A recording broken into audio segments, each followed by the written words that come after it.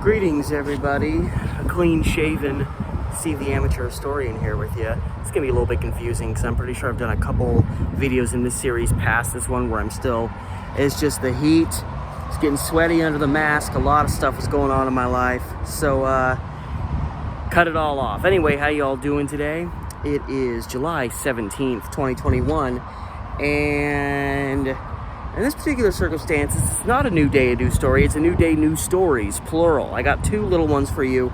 Neither one I quite felt like deserved its own video, so I'm just doing them both together. And I don't know, they were both kooky in their own way. One was just straight up frightening. The other one was just, I don't know, it gave me a slight chuckle. So you're getting two little stories today. But before we get to that, remember as always to like, share, subscribe. You know how this thing goes. Hit up my Patreon if you haven't done that yet. I'm trying to post there multiple times a week. A lot of different content, various forms. A lot of it out there you can only get if you become a Patreon supporter today. Even if you can only donate $1, you will have access to all that stuff. So the link to that is in the description with this video, as well as a link to my Instagram, Facebook, TikTok, and Reddit subreddit pages. So all that said, let's get to the first story, the more troubling one.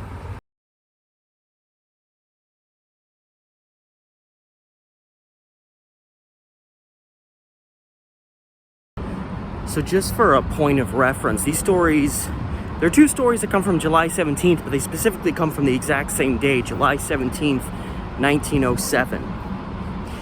So our first story comes to us out of, it says Pendleton, Oregon, off Eastern Oregon way, but newspapers would always, if something happened in kind of a really small area or a rural area, they would kind of just put the name of the nearest like actual town. I don't know why they did that. I'm sure there was a reason. Maybe it was just for a point of reference. I don't know. It doesn't really have too much bearing on the overall story, but the article states it's Pendleton, but it's actually in Umatilla, which is another slightly smaller Eastern Oregon town. And a guy named Mark Shackelford, who's a brakeman for the railroad line passing through there, specifically in the LeGrand, Umatilla area. It says he was in the waiting room. They don't reference anything other than the fact that he was at Umatilla and that he worked for the railroad. So I'm guessing it was a waiting room at a railroad station, which I don't even know what that would encompass exactly. Because I hear waiting room and I think you're at the dentist. I don't know, maybe, or it may have just been like people that were waiting to get on the next train. They called it a waiting room, whatever. So Shackelford is just sitting there, waiting, as you would, and a guy named J.J. Wilbur, who's given no real background, no real explanation for why he's there, he doesn't appear to be working for the railroad, rushes at Shackelford and bites his nose off. Like, this is some bath salts kind of stuff. Of course, they just say, mentally ill guy, he ran, before Shackelford could even know what was happening, this guy had just gone, nah, and like it ripped his nose off. I get the feeling like he more like mashed it up and maybe like it fractured here, but it was still kind of dangling there. It's a disgusting sight to think about. And that's the story for the most part. I love the way it concludes, because, you know, it's a little baby article. And it concludes with them saying, like, well, there's hope that Shackelford, not that he won't lose his nose, but that he shouldn't really look disfigured in the aftermath, because the surgeons were confident that they could, you know, properly reattach his mangled nose. They referred to it as mangled. And I'm like, well, if his nose is all tore up and mangled, no matter how you attach it back on, he's going to look pretty deformed. And I don't really know how much stock I put in the promises of 1907 era surgeons to do a perfect reattachment of one's nose back on their face. Maybe I'm not giving them enough credit. I just know that back in those days, there were still lots of people who were practicing doctors who hadn't even like finished high school.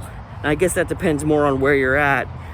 Maybe these were higher end, top of the line, Umatilla, Pendleton area surgeons here, but I just love that concept that they say that we should be able to attach the nose and he'll look fine, but they still reference the nose as being mangled. So that's the first story. Guy gets his nose bitten off in the waiting room at a railroad station.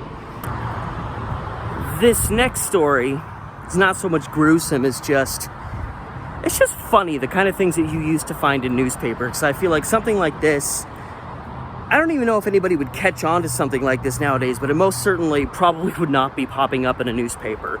That's one of the things I like about old newspapers. It's the time and the place, and everything's a little bit different depending on what era you're looking at. So the article essentially says, like, here's a boy who is rich in names. And essentially it was a boy who was only 5 years old at the time this article was done, born in San Francisco. This is a San Francisco area story, which, interesting, I think people forget how prominent San Francisco was. It's obviously still a big, prominent town, but before Portland really blossomed, Seattle, before LA became what it was, San Diego and all this stuff, I noticed a lot of old Portland newspapers, a lot of the front page articles would be things out of San Francisco, not even Portland, because San Francisco was that significant.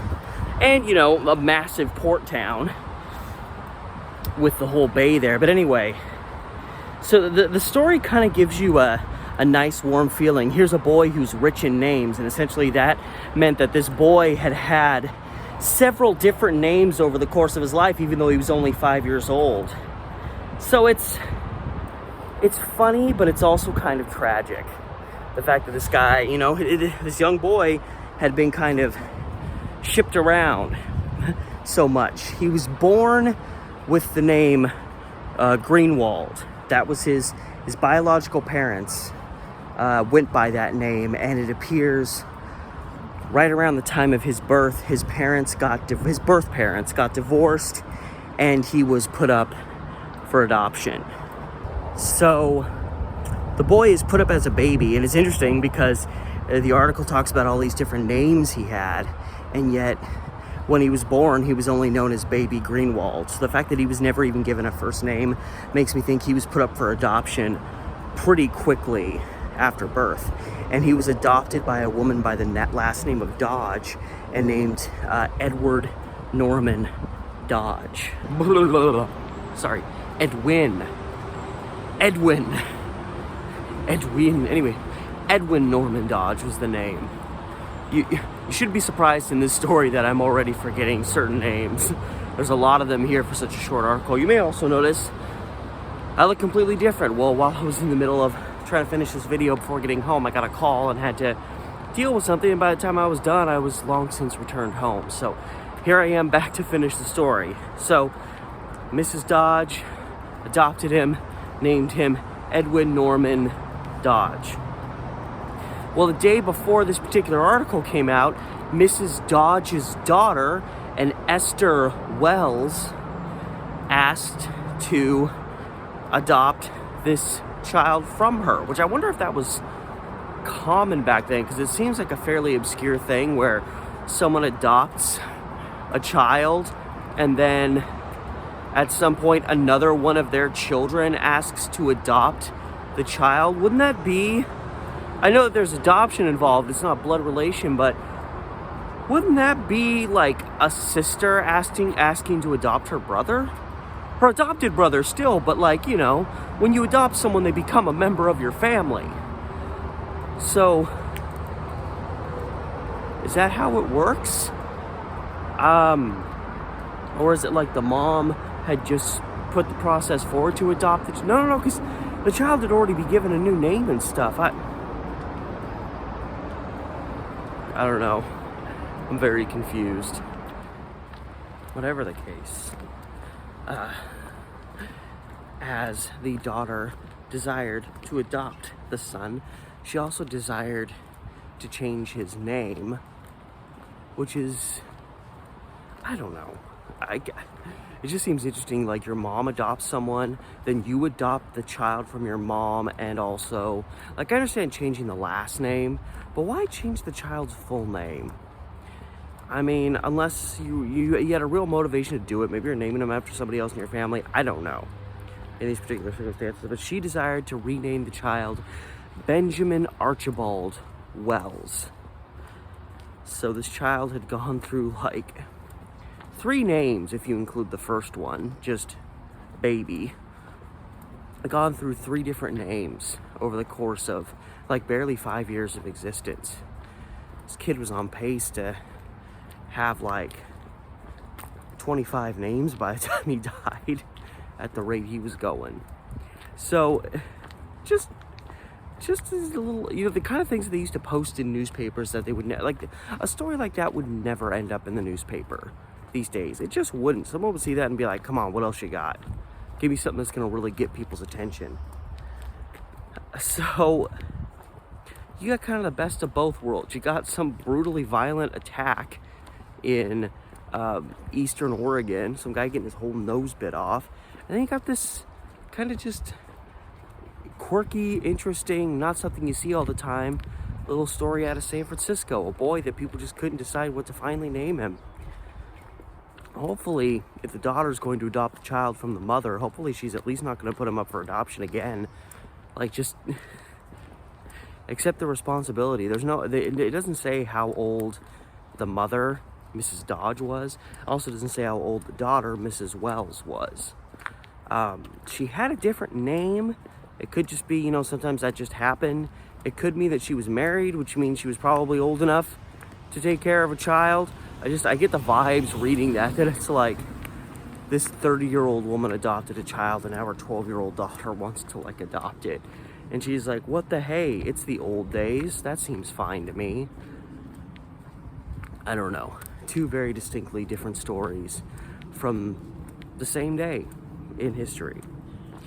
So a little bit of a tweak on what I normally do, but I couldn't find a big enough story to really give its own video, and I saw those 2 and I was like, yeah, let's just do both of those. So all that said, thank you so much for stopping by, taking in today's video. I truly appreciate it. Thank you for supporting this series, for supporting this channel, for supporting me. And before you go, if you haven't already, or if you're new, just haven't gotten around to it, remember to like the video, share, subscribe to the channel if you haven't done that yet. Hit up my Patreon, again, if you haven't done that either. I'm trying to post there multiple times a week, a lot of extra content you can only get if you become a Patreon follower today. The link to that is in the description, as well as the links to my Instagram, Facebook, TikTok, and my Reddit subreddit.